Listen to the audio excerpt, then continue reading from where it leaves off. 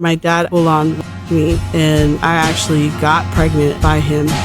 When I told my dad that I got pregnant, he told me you probably got pregnant by a boy. When I tried to go tell my mom this happened to me, she said, well, baby, if you wouldn't, dress like that, maybe you wouldn't provoke him. And he forced me to get an abortion at 14. So the whole abortion was a secret, So by the time I was 15, my parents were like, you know what? We don't want to deal with you guys, which is my twin sister and my older sister. So they actually left us, and my older sister and I became homeless, and it was just us three living in a motel actually, 15 till about 25 years old. So from 25 to 36, I literally had a life of just partying and alcohol.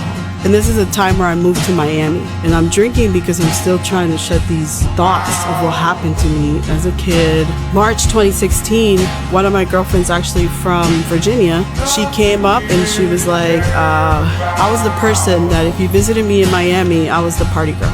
Like, I would show you a good time. So she came and she saw my lifestyle and she said, oh no, girl, you better get right with Jesus. She took me to a church. When I went into the church, I don't know if you guys ever heard this song called Come to the Altar, and there's a lyric that said, are you overwhelmed by your sin? And God, literally, the Lord showed me everything. It was like a slide, everything that I did against him. Not in a way to condemn me, but in a way like in love. My friend would tell you I was shaking like a leaf. Everything just came forth, and I was overwhelmed. And I just started crying. And of course, my friend that's a believer, she's like, she's going to come to Christ today. And I'm just like so overwhelmed by my shame. They did an altar call, and I didn't go up because I was so ashamed of what I did against God. So that night, I put on Friends, and I'm just weeping.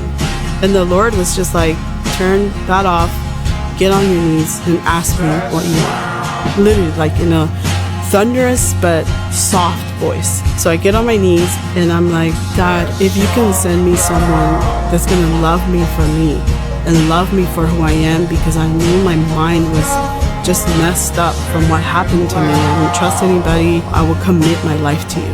As I opened my eyes, literally was like, and I grew up in the hood, so I was like, and God, and if you up there, I said, can you send me someone that's funny? Because these guys in Miami are dry, and I'm tired of it, God, so I'm just saying, so I said that to him. And May 3rd, 2017, I order an Uber. I'm waiting for my Uber, and the Uber guy comes up, and I open the door, and this guy, his first thing was,